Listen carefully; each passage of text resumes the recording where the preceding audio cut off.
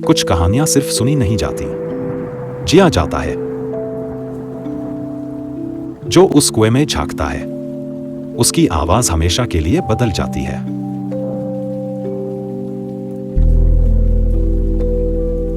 अंकुश, वापस मत मुड़ना। आवाजें, इस बार कहानी तुम्हारे साथ जाएगी।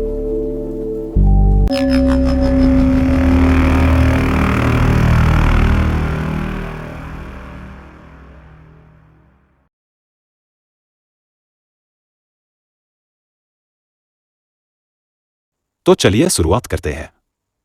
उत्तर भारत के एक छोटे से गांव सुखवास में एक पुराना कुआं था।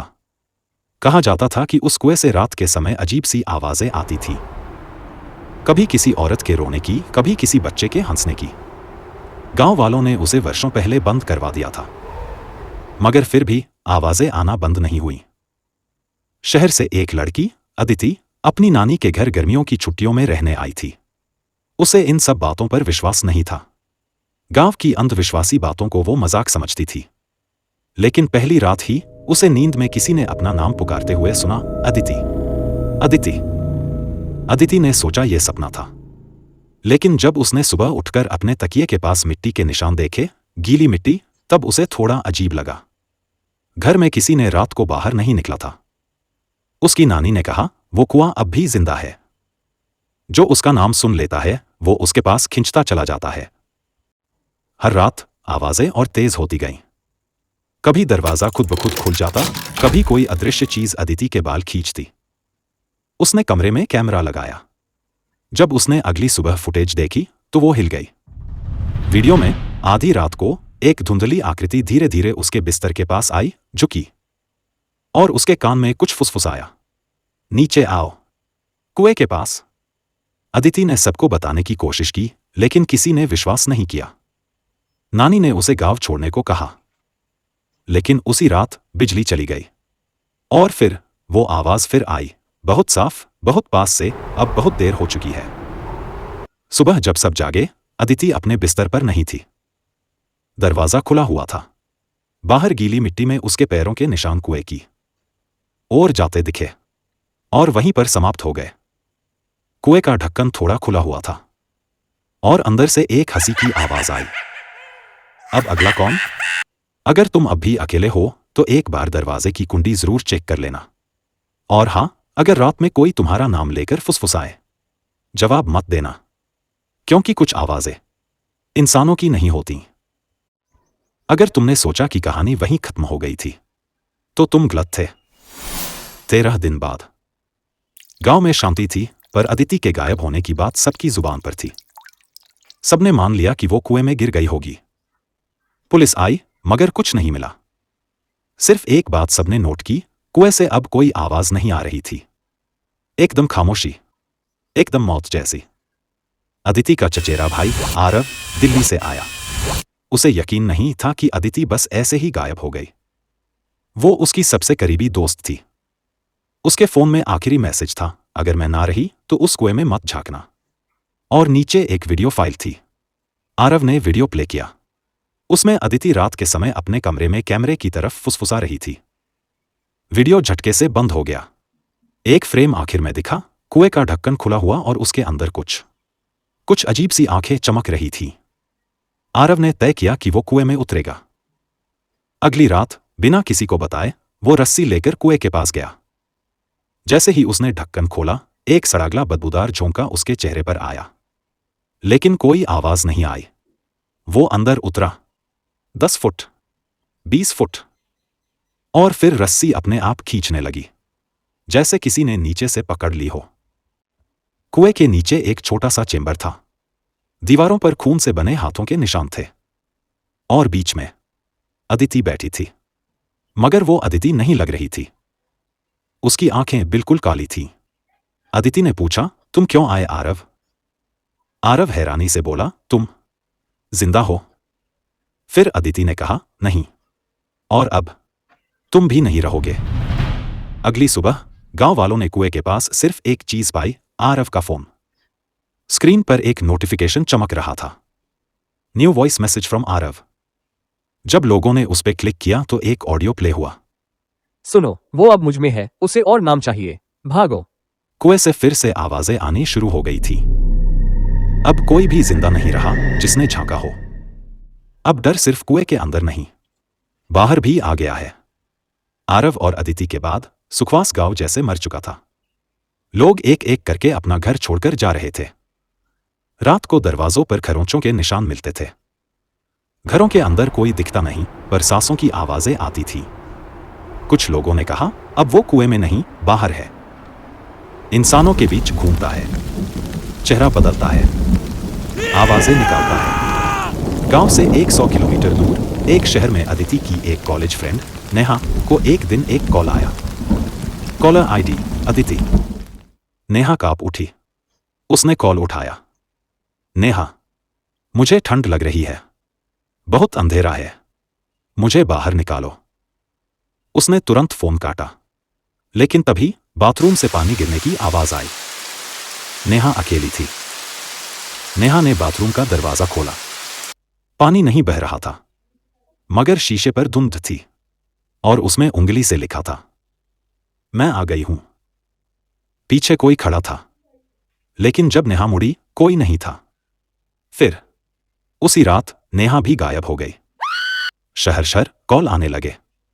जिन लोगों ने कुएं की कहानी सुनी थी, उनके फोन में अजीब वीडियो आने लगे। कोई औरत जो बस झुकी हुई है, बाल चेहरे पर हैं और बार बार कह रही है, तुमने सुना था, अब तुम्हारी बारी हो। एक न्यूज रिपोर्टर रोहित, जिसने इस सब पर डॉक्यूमेंट्री बनानी शुरू की थी, ने लाइव टीवी पर सबके सामने कहा, यह कोई आत्मा नहीं है, ये एक शाप है। जो भी इसके बारे में जानता है वो इसका हिस्सा बन जाता है। और अगर आप ये कहानी देख सुन रहे हैं, तो आप अब सिर्फ दर्शक नहीं, शिकार बन चुके हैं। टीवी स्क्रीन पर झटके से वीडियो कट हुआ और फिर दिखा कुएं की गहराई से एक और चेहरा ऊपर आता हुआ, धीरे धीरे, और बस इतना कहता है, अब तेरा नाम क्या है? अब कहानी किसी और की नहीं, तुम्हारी है। अंकुश, शहर में रहने वाला एक आम लड़का जिसने कभी इन बातों पर यकीन नहीं किया था। लेकिन जब उसने आवाजें की कहानी पढ़ी, तब से उसे नींद नहीं आई। हर रात कोई उसे देखता हुआ महसूस होता, पर कमरा खाली होता। तीसरी रात उसे सपने में एक कुआं दिखा और कोई धीरे धीरे उसमें से रेंगता हुआ बाहर आ रहा था। उसने नींद में नाम पुकारा, अंकुश। वो चौंक कर उठा। मोबाइल स्क्रीन पर मिस्ड कॉल था। वॉइस मैसेज, अब तेरी बारी है। घर की लाइट बार बार फड़कती, शीशे में परछाइयां दिखती, हर दीवार से किसी के खुरचने की आवाज आती। और सबसे अजीब बात, हर जगह उसे कुएं जैसी मिट्टी की गंध आने लगी थी। एक दिन उसने अपनी आंखों के नीचे कुछ लिखा देखा, कुएं में मिलते हैं, अंकुश। पर उसने लिखा नहीं था, कोई और उसके सपनों में घुस आया था। अंकुश ने इंटरनेट बंद किया, मोबाइल तोड़ दिया, सबको बताया कि वो ठीक है, लेकिन आवाजें अब उसके अंदर आने लगी थी। कभी कभी वो खुद से फुसफुसाता, पर याद नहीं रखता कि क्या कहा। एक रात उसने खुद से कहा, मुझे कुएं तक ले चलो, मुझे बाकी के पास जाना है। अंकुश को धीरे धीरे समझ आया, यह सिर्फ कहानी नहीं थी, यह एक श्रापित माध्यम था। जिसने कहानी पढ़ी वह कहानी में कैद हो गया। अब उसे एक ही काम करना था, किसी और को कहानी सुनाना, ताकि वो खुद बच सके। और तभी उसे आवाज आई, एक नाम दो, अंकुश, वरना तू ही रहेगा अगला। अब कहानी यहां रुकी है, लेकिन अगर तुमने ये पूरी कहानी किसी और को नहीं सुनाई, तो आज रात कोई तुम्हें फिर से नाम से पुकारेगा। धीरे धीरे, अंकुश। और अगली सुबह तुम्हारे तकिए के नीचे भी मिट्टी मिलेगी। क्या अंकुश बच पाएगा? क्या वो किसी और को कहानी सुनाएगा, या कुएं में हमेशा के लिए समा जाएगा? अब अंकुश को फैसला लेना होगा, बचना है या समा जाना है। रात 3 बजे अंकुश की आंख एक झटके में खुली। कमरा ठंडा था, बहुत ज्यादा ठंडा, जैसे मौत उसके सिरहाने बैठी हो। मोबाइल ऑटोमेटिक ऑन हुआ। स्क्रीन पर एक मैसेज था, तेरे पास सिर्फ एक रास्ता है, या तो किसी और को कहानी दे दे, या वापस आ जा। और साथ में एक पिन लोकेशन, सुखवास गांव का वही कुआं। अंकुश ने बिना किसी को बताया एक पुरानी बाइक उठाई और निकल पड़ा। रास्ते में हर जगह अजीब चीजें हुई, हर पेट्रोल पंप बंद, रास्ता धुंध से घिरा और सबसे डरावना हर माइलस्टोन पर उसका नाम लिखा था। अंकुश 57 किलोमीटर, अंकुश 12 किलोमीटर। किसने लिखा था? कैसे? क्यों? कुआं वैसा ही था, बूढ़ा, गहरा, मगर अब ढक्कन खुला हुआ था। पास ही एक टूटा हुआ फोन पड़ा था, आरव का। अंदर से किसी ने गुनगुनाना शुरू किया, वही सुर जो अदिति गाया करती थी बचपन में। लोरी सुना दूं या खुद सुला दूं? अब दो रास्ते थे। या तो अंकुश खुद कुएं में उतर जाए, आवाजें कहती थीं कि ये उसे शांति देगी, या फिर वो कहानी किसी और को भेजे ताकि श्राप उसे छोड़ दे और अगले को पकड़ ले। अंकुश कुएं के किनारे बैठा उस गहराई को देखता रहा जहां कई और नाम गुम हो चुके थे, अदिति, आरव, नेहा, और अब उसका नाम भी जुड़ने वाला था। मगर उसे डर नहीं था, क्योंकि उसने चुना था बलिदान। कहानी को रोकना, आवाजों की विरासत को यहीं खत्म करना। उसने एक पुरानी रस्सी बांधी, एक लाइट ली और कुएं में उतरना शुरू किया। हर फुट के साथ एक नाम उभरता गया, दीवार पर खून से लिखा हुआ। अदिति, आरव, नेहा और अब अंकुश। शब्द खुद दीवार पर उभरा, जैसे कुआं उसका स्वागत कर रहा हो। नीचे पहुंचते ही अंधेरा घना हो गया, मगर सामने एक आकृति खड़ी थी, अदिति। मगर उसकी आंखें अब इंसानी नहीं थीं। उसके पीछे दर्जनों परछाइयां खड़ी थीं, सब वो लोग थे जिन्होंने कभी कहानी सुनी थी और कभी वापस नहीं आए। अंकुश ने अपनी आंखें बंद की।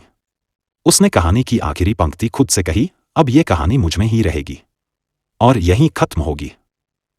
एक जोरदार चीख गूंजी, कुएं की जमीन फटने लगी, दीवारें कांपने लगी और फिर सब शांत हो गया। सुखवास गांव में पहली बार सुबह की किरणें कुएं पर पड़ी। पहली बार कोई आवाज नहीं आई। कुआं अब बंद था और उसके ऊपर एक पत्थर लगा था जिस पर लिखा था, यहां एक कहानी दफन है, वो जिसने सुनी और चुना कि कोई और ना सुने। नाम अंकुश। हर श्राप की एक दरार होती है। कभी कभी जब कोई बहुत ध्यान से इस पत्थर को पढ़ता है तो पीछे से हवा में हल्की सी फुसफुसाहट आती है। क्या तुम भी कहानी सुनना चाहोगे? और अब कहानी खत्म नहीं हुई, वो बस सो गई है, जब तक कोई और उसे फिर से जगा ना दे। अंकुश कहानी का अंत नहीं, उसका रक्षक बना। कहानी तो खत्म हुई।